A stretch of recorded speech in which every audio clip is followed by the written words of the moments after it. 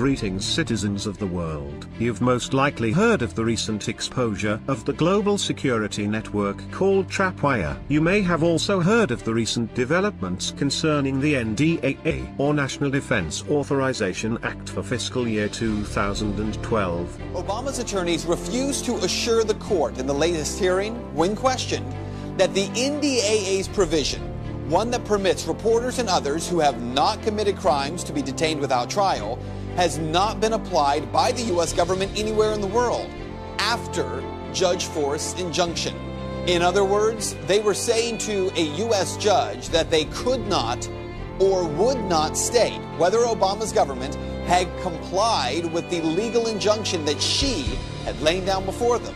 To this, Judge Forrest responded that if the provision has indeed been applied, the United States government itself will be held in contempt of court. As time goes on, it gets more evident that our situation is getting worse. As citizens of the world, we must unite as we've done in the past. During such dark times we must become each other's light. United as one we can never fail. This is the principle we must believe in if we hope to make a better future. No longer can we be divided. Our common goals are too important for petty differences to keep us apart and arguing anymore. We're soon approaching a point in time where we as citizens are going to have to put some trust in one another. Understandably, most of us have been slow to put trust in each other. This is both out of fear and self-defense. We know there are bad people out there. We also know there are government informants spying on people. Those two things cause trust to be a very rare thing.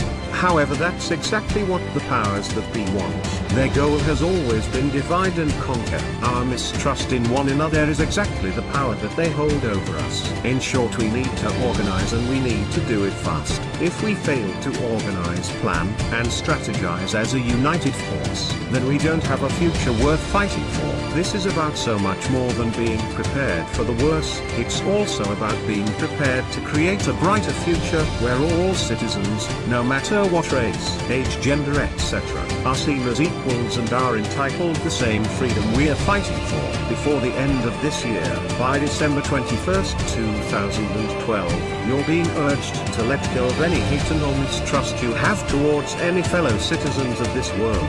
You're being urged to form an unbreakable alliance against all forms of tyranny and suppression which target basic freedoms. You're being urged to come together as a united world and say we as citizens demand our rights to freedom and liberty. Most importantly, you're being urged to realize we're all brothers and sisters, one species, connected by the basic instincts we have to socialize and protect one another. 2012 is not the year we wake up as a group, or even a planet. 2012 is the year we wake up as a species. However, this can only be done if you want it to be. You hold the power in your hands. You are the future, as are we. We are anonymous. We are legion.